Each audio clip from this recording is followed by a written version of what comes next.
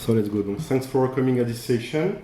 We will speak about some network level optimization through TLS, TCP Fast Open, like TFO, and naturally HTTP3. So let's go. I'm Nicolas PERUSSEL. I'm a head of architecture at Equino. I'm practicing PHP since more than 20 years.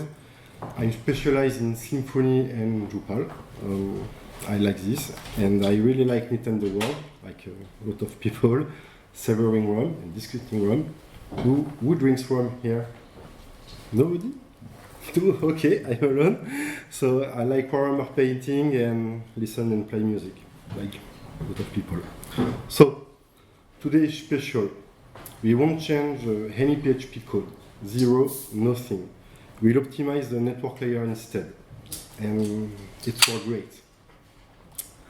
Here is the main network performance challenge, the TTFB. TTFB, if you don't know, means time to first byte. It's the time before your server sends data. This is our challenge today. We try to reduce this TTFB. The truth is simple. Latency is everywhere. On the internet, latency is always there. We cannot remove it, but we can make some action to reduce it. Some industry studies show that 50 to 70% of page load time is network related, not application code. This means that even if you optimize Drupal as perfection, perfect caching, optimized queries, perfect PHP code written, and streamline module, and so on, you're only addressing 30% of the main challenge of the user experience. The real performance gains are in the network. Why? This is how internet is working. It's a beautiful view from space, but in fact there is a lot of things to understand under the hood. So let's go. The first things to know is TCP. Let me introduce TCP. TCP stands for Transmission Control Protocol. It comes in the layer 4 of the OSI model. Okay, it is a transport layer, and TCP carries your HTTP request. Only carries HTTP request. It's like a truck carrying packages. After, we have some IP packet, which contains the TCP segment, and this IP packet is transmitted through an Ethernet frame. Okay? It's just an overview. Here is why network performance matters so much. Every TCP connection requires three-way handshake. The client sends a SYN packet. SYN is for synchronized packet. The server responds with a synchronized acknowledgement packet, and the client confirms with an acknowledgement. So, by example, on a 200 millisecond latency connection, which is typical for mobile network, this handshake alone costs 300 milliseconds. Just this handshake. This handshake takes times. We call it RTT. RTT for round trip time. One RTT is the time for data to go back and forth to the origin. TCP handshake takes 1.5 RTT. Look at the ping example on the screen. From France to Drupal.org, I have about 26 milliseconds average. It's the time to send the data and to retrieve the data. Okay? Here is very fast because Drupal.org is hosting on Fastly, and Fastly has different CDN into the world, different server into the world. That's why.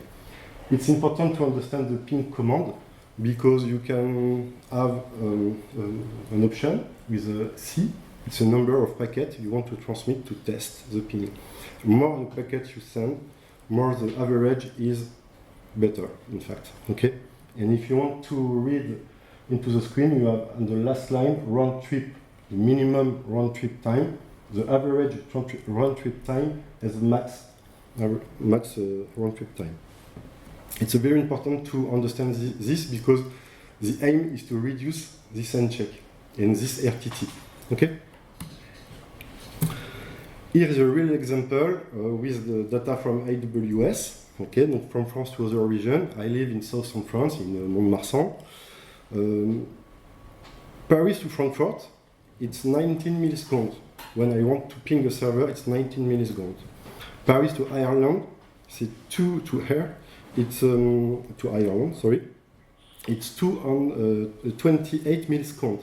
And Paris to Stockholm is 35 milliseconds. It's very fun to see that if I want to host data into Spain, Madrid, it costs more than hosting data in Frankfurt for me, because we are go out different network and we are going in different network. It adds over it. It's very important to know that distance matters, and the aim is to reduce the distance.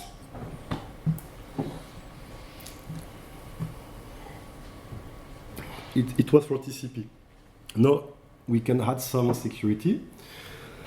We speak about TLS. TLS, SSL is the same thing. Sometimes I use SSL, sometimes I use TLS, but TLS, SSL is from Netscape. It's an old protocol version of secure socket layer. TLS is a new version which is upgraded often. So TLS is for transport layer security. It's a layer 5 and 6 of the OSI model, not just for the fact. And TLS wrap TCP, okay? It's like inverse Rushendal, in fact. That's why you have the inverse Rushendal to try to understand the stack. TLS wrap TCP. HTTPS uses a different port, the 443, as you know, and HTTP uses port 80. TLS transport HTTP without reading it. It's very important to see, just a wrapper, okay? So we have a TCP handshake, and now we have a TLS handshake. Here is a TLS handshake. And the TLS handshake change with the version of TLS. Okay? TLS 1.2 takes 4 steps. That's 2 RTT. We have go first 1, 2. TLS 1.3 takes only 2 steps. That's 1 RTT. Okay? TLS, by design, TLS 1.3 is faster than TLS 2 by 50%. So, my first advice, always use TLS 1.3. It's really simple. Just each example will be with Nginx, so you have the same thing in Apache or in new server web like KDE. It's relatively identical. So it's very simple to just use TLS 1.3. Okay, you just need to put SSL protocol. We want to activate TLS 1.2 and 1.3. It's a fallback, in fact, but there is nothing to do to just writing this into your config file. Okay. Today, more than 70% of websites use TLS 1.3. It's the standard now. So the first thing to check into your Nginx configuration or web server configuration is just what is the version of TLS. Adjustment to 1.3, and you will increase your performance with just this version. But it was just the base. We can go further with TLS 1.3. TLS 1.3 has a cool feature. The name is 0 RTT, 0 round trip time. The client sends data in the first packet. There is no waiting, 0 round trip, but with this, we are increasing performances, but we are increasing security. And this type of this feature can lead to replay attacks, and it's very important to configure your location block into the Nginx configuration to avoid this thing. What is the replay attacks is a way that a hacker can intercept your traffic and replay the same request. So it's not safe for post, patch, put, delete verbs, HTTP verb, but it can be a good thing for just idempotent requests like GET. If you have an API, it just gives the resource on the internet. It's very powerful to have a 0 RTT because you are increasing you are against on the TTFB. But if you are using a website with a lot of modification with a lot of mutation through forms, through other things, it's not a good way to activate the zero RTT. The zero RTT is configured into Nginx with the directive SSE early data, which is on or off. So the way is to put the SSL early data to on, and on certain location block, just deactivate the feature. It's not so complicated to do. And with this, all your GET requests will increase in performance with this, because we are reducing the round-trip time. There is a way to fight against replay attack. It's more complicated here. Just before, just a simple example. We have two ways: full Nginx configuration, web server configuration. I'll explain after. And after, you have a configuration with Nginx and PHP. But the better you are in the infrastructure, in the higher in the infrastructure, better it is. So, if I need to explain the Nginx configuration, we are declaring a map with the concatenation of two variables, the SSL early data and the HTTP verb method, okay, which is by default is 0, and for certain verb is 1, and after I just make a if into my location block to enable or not the SSL early data. It's easy, but there is an easier way to fight against this attack. It's just to SSL early int on into your Nginx configuration and write PHP code. Here you can see that the SSL early data on is passed to fastCGI through a new variable, which will be available into the $server global variable, and you can make like you want with this with your PHP code. Okay, but I recommend the first way, because if you have some trouble, it's always interesting to intercept before sending this to the code. TLS 1.3 has the session resumption. It's a very powerful mechanism. There is two types of session resumption: session IDs and session tickets. Session IDs, it's an old method. It's not good to use it. Session IDs don't scale. For example, with load balancing, don't use them, because the session IDs is put in the cache into your container or your server. It don't scale. Session tickets are better. The server sends encrypted state to the client. There is no storage needed. Works with load balancer. It's perfect for Drupal application or PHP application. It can be hard to understand, but you can activate easily this thing into your Nginx configuration. Just put the SSL session ticket to on. Okay, we want to use this type of session resumption. You can put a path to the ticket. And the ticket is a file that will be transmitted on each handshake from the server to the client. We have a timeout, okay, no problem with this. We are deactivate the session cache, the SSL session cache into the container, into the server. And with this, you can scale, because the ticket.key, by example, can be stored into a vault, and this vault can distribute the content of the ticket into different web hosts. Okay. There is another great feature on TLS, is the stapling, OCSP stapling. It's an advanced topic, but it can be very powerful. OCSP stands for Online Certificate Statute Protocol. When you are deals with certificate and with SSL certificate or TLS certificate, your client needs to make a check to the authority provider with this protocol. Okay. It can add an extra delay to 100 milliseconds to 300 milliseconds. With the stapling, the server checks instead, then include it in the end checks. The client does not wait, save 200 milliseconds.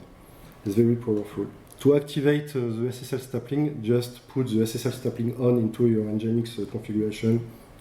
Okay, we are saying to Nginx that we you need to make some request from the server to the OCSP provider, okay, CA provider. Here we are using I'm using the resolver from Google. It's the IPv6 of Google, but you can use Cloudflare. It's just for the DNS resolution. Okay, it's really fast, and we have a resolver timeout of 5 seconds, but you can configure it as you want.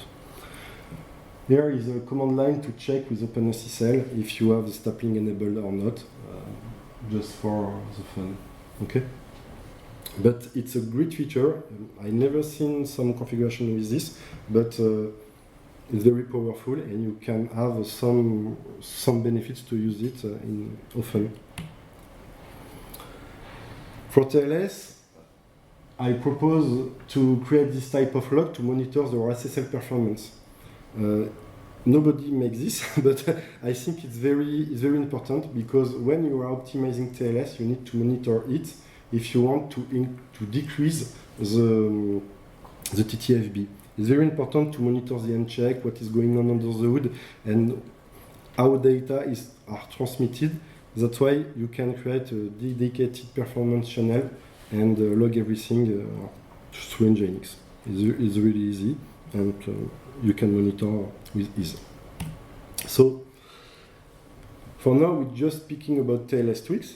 But with just this simple configuration, you can save a lot. If you come from TLS 1.2 to 1.3, it's very powerful. But if you are already on 1.3, just enabling stapling and session resumption and zero RTT can be enough to have some benefits to the performance from the network perspective. Okay. So. But if you remember the stack, I speak about HTTPS, TLS, TCP, IP, and now we just make some configuration on TLS. Okay, you can search on Google and other search engine. You can have a lot of things written about this configuration. So can we optimize TCP? Because we are in the application part, now we are in the network part, the transport part. Can you optimize TCP? The answer is yes. TCP is an old technology, very old. But Google found a way to improve it. So let me introduce TCP Fast Open. TFO was created by Google in 2011, published as the RFC 7413, okay, in 12, sorry, and it changed the handshake and the TCP protocol himself. The first connection still takes 2 RTT.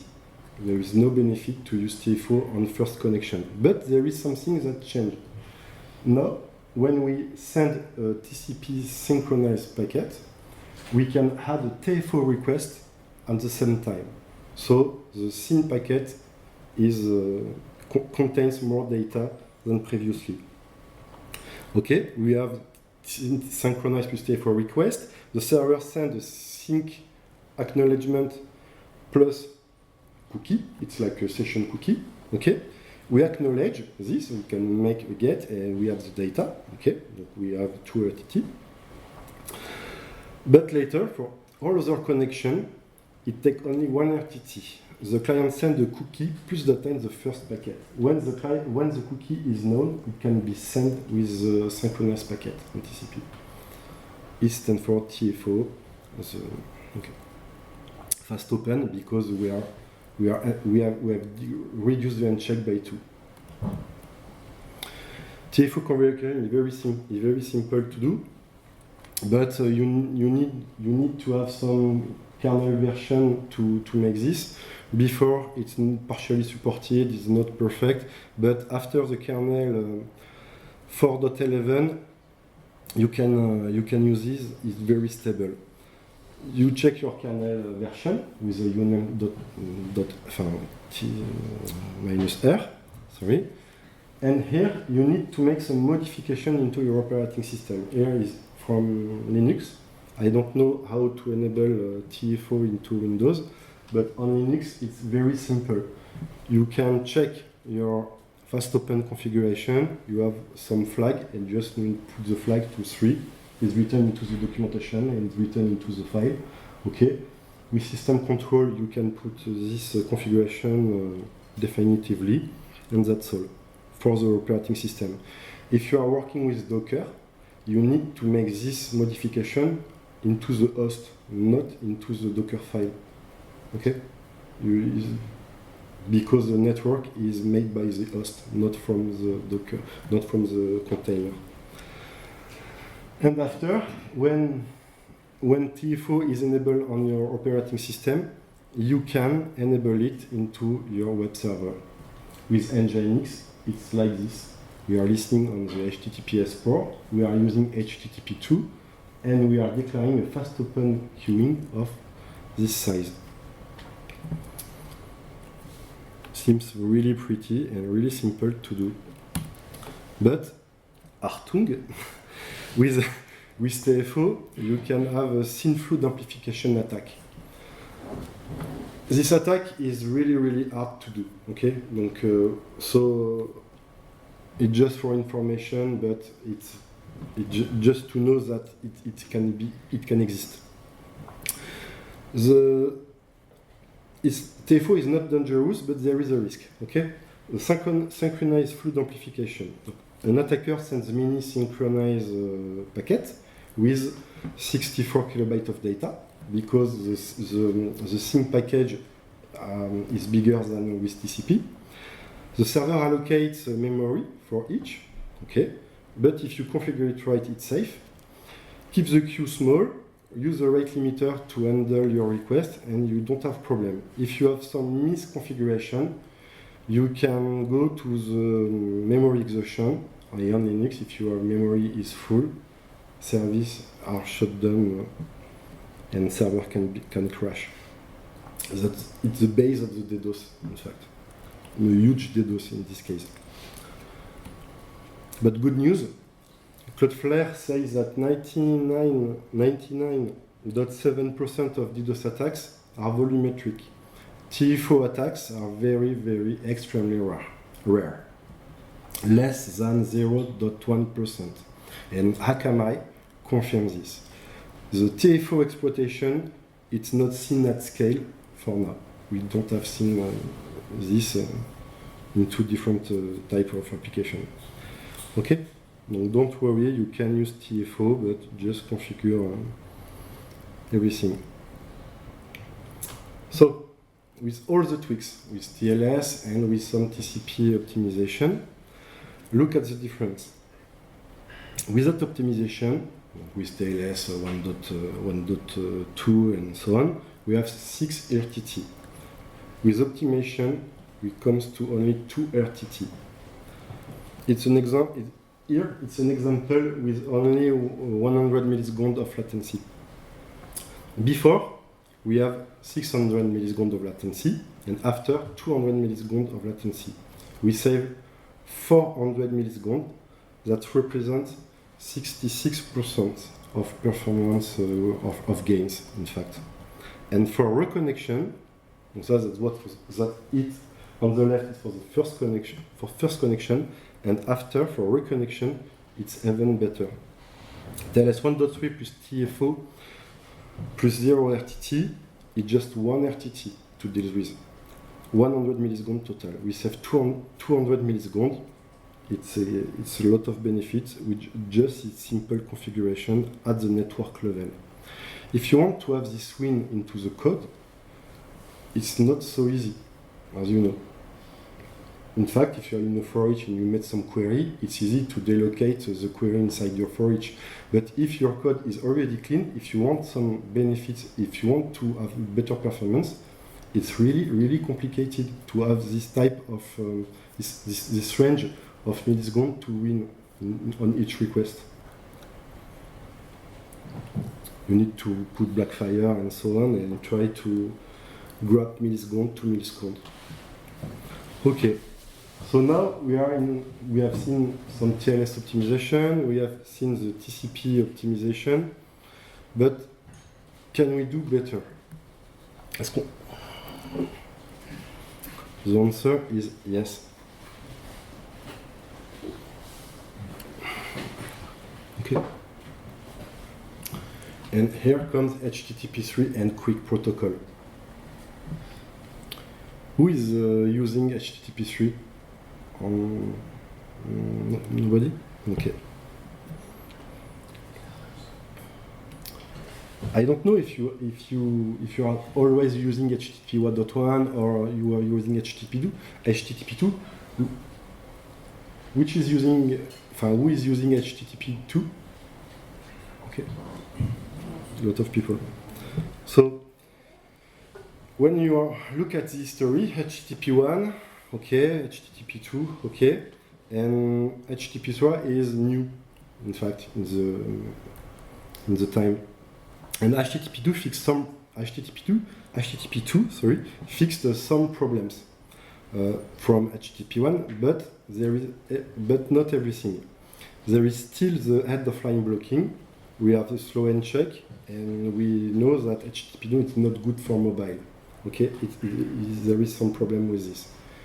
That's why HTTP 3 has been made. And HTTP 3 comes like a superhero to fight against all the previous problems. So, what is HTTP 3 and what is QUIC? QUIC stands for UDP Internet Connection. In a traditional stack, we are using TCP, and in modern stack, we are using UDP. Why using UDP? Because TCP is made on the kernel. It's a kernel space. It means that when we need to make a change on the protocol, it's really hard to change because there's a lot of equipment that use TCP. All the world use TCP. So when we want to make some migration of the protocol, it's really hard to migrate at scale because it's worldwide. Okay, it's really, really complex to do. That's why the protocol don't evolve himself, and it's really hard to make some improvement inside TCP. If we need to compare, UDP is really, really flexible. QUIC re-implements reliability in the user space, and it's all the difference. TCP is made into the equipment, and the UDP it's implemented into the client, your browser, by example. Okay. And with QUIC, there is some key feature that inside this protocol. TLS 1.3 is embedded by default, so you don't have to check the version, and you don't have to configure some things. It's already embedded. There is a multiplexing without blocking. Donc the problematic with the head-of-line blocking is resolved. We have a native 0 RTT with this. And a new feature is a connection migration, and it's very powerful. So let's deep dive into each part of this problematic. The head-of-line blocking. Okay, HTTP 2 has a problem. One lost packet blocks everything. It's not important to understand why a packet can be lost over the network, but it's important to know that one lost packet blocks everything. Here you have a representation of different streams, and if I have a problem into one stream, all my streams are blocked. Okay? Because all streams wait that the stream which the problem need to be resolved. Just take an example with Drupal. Imagine 40 assets loading.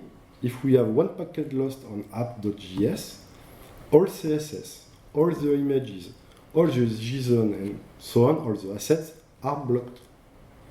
It can lead to add an extra millisecond to 200 for everything. So you don't have a real good performance with HTTP 2. It's only the perfect condition. With HTTP 3, the protocol fixes this. Only the affected stream waits, the other continue. So if we have a problem into the stream 1, the other can be we can be retrieve all the packets, reconsolidate the packets, and provide the resource. With 1% packet loss typical on mobile, okay, that's the stat. It's minus 20% with performance. We are lost 20% of performance with HTTP2, with only 1% the packet loss on mobile. With HTTP3, it's only 1% performance that we will be lost. So when you are using HTTP3, you have better performance by design, in fact. For mobile, it can represent that's 15 to 40% faster when you are using HTTP3. And if you are navigating on a mobile, it's really powerful. Yeah. There is another cool feature, the connection migration. With TCP, if your IP changes, because the connection is lost. Some example, you are on a train, you are connecting on the Wi-Fi, you need to switch to commute to the 4G network. TCP says goodbye. There is a new handshake needed to recompute the request, and it can lead to 300 to 500 milliseconds, which are lost. With QUIC, the connections stay alive. The connection ID doesn't change. There is zero latency, and it's perfect for web forms, different type of forms, admin session, when you are uploading media, and so on. So there is no reason to not use and to not enable HTTP3 now. The protocol is really mature, and there is no problem to deal with. When you are configuring your web server, you can use HTTP2 and HTTP3, and you have an automatic fallback from HTTP3 to HTTP2. Okay? Here is some facts that are very important to know, but you can use HTTP3 now. How does HTTP3 discovery work? How the browser or the client says I can use UDP to transport the data. It comes the alternative service header. The browser connects with HTTP2 over TCP first. The server responds with an alternative service header with H3 value. The browser learns the server supports HTTP3. It's on UDP for 443. I can use it for 24 hours, and so on. My advice is always add this header, even without HTTP3 activate on your server. It can help you to prepare for migration, in fact. Here is a final configuration of Nginx with the HTTP3 module. If you are using Nginx, just check your version. You need to have the version 1.20.1 to have the QUIC module compiled into your binary. If you are using another version, you need to compile Nginx with the QUIC module. Okay? And here is the configuration. Nothing complicated. We are just, in fact, we are listening on QUIC protocol, and we are reusing the protocol. Nothing to do here. The Tartum. There is some limitation and consideration when you are using HTTP3, because we have a lot of things are made into the client. It can increase the CPU and RAM. Okay, so if you have servers that can handle this type of compute, it can be a problem. Okay. Some firewall block UDP, public network, okay, but it's not very important because you can fall back on HTTP2. You can have some trouble with the load balancing. That's why you need to use a load balancer which is HTTP3 aware. So you can use handshake proxy, you can use Nginx Plus, but it's a cost. But you can use NLB, network load balancer, from AWS, par exemple, or you can disable it if you can't use it. and it can lead to a complex debugging. That's why there is a new RFC that proposes a QLog debugging, because a lot of things are made into the client. It's very difficult to debug, to troubleshoot the problem. So the takeaway, here is the big picture, in fact. How we can reduce the round trip. With HTTP2 with TLS 1.2, we have 4 round trips with bad performance. With HTTP2 with TLS 1.3, we have only 3 round trips. It's a win. But we can do better. With HTTP2 with TLS 1.3 and with the 0 RTT, we have only 2 round trips. With HTTP3 with QUIC, we have 2 round trips. And the winner is HTTP3 with QUIC and 0 RTT feature. We have only 1 round trip. With just some network organization and configuration, we can reduce the latency from 4 to 1 RTT. That's huge, really huge. So the takeaway and the recommendation, you can enable TLS 1.3. It's really easy to make. I think it's not. You can check your configuration, but it's very important to do. It's critical priority. You can enable the OCSP stapling, because with this you increase the performance for your client. Enable HTTP2, enable the session resumption, okay, and after you can go further with TCP Fast Open and HTTP3. Here I speak about BBR, but it's complex. I don't have the time to speak about this. It's an congestion algorithm control created by Google to change the default from the operating system such as Linux, which is QUIC. QUIC was made with the packet loss. Okay, we have a congestion control with the packet loss, and BBR use the bandwidth to have a better congestion control. You can, in some case, in some websites, just to activate this into your operating system can increase the performance. As a reminder, is my configuration engineering with all the tricks. It's not so complicated, I think. And if you are afraid to make this by yourself, use a CDN. And sometimes it's simpler because CDN handle all these features for you. Okay, Cloudflare, Fastly, Akamai, that they already supported everything. Okay, but if you want to go further into your infrastructure, when your Drupal speaks with Redis, or when Drupal speaks with your database, you can enable some TCP optimization, because this TCP, there is TCP everywhere. So you can deep dive and you can have some benefits and some gains to make this type of configuration. That's all for me. Danke. Sorry for my English. It's really hard for me to be fluent in English, but I try. So if you have some question, maybe I can try to give you an answer.